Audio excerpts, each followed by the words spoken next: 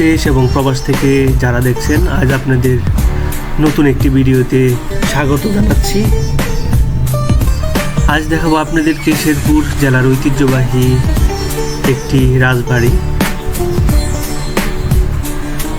অজানা এই রাজকীয় বাড়িটি শেরপুর শহরের মধ্যবর্তী স্থানে অবস্থিত, পুরাতন বাস স্টেশনের একেবারে পাশেই।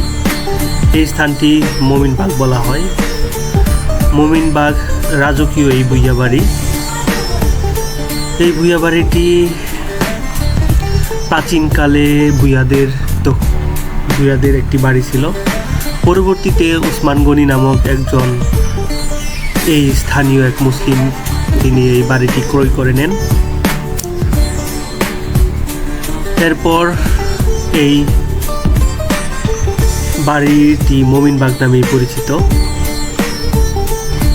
এই রাজকীয় বাড়িটির সামনে এবং পাশে দুটি পুকুর রয়েছে, আর বাড়ির সামনের অংশে বিশাল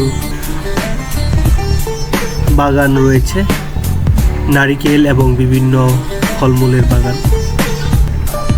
শেরপুর জেলার এই বাড়িটি দেখতে প্রতিদিন অসংখ্য পর্যটক ভিড় জমায়।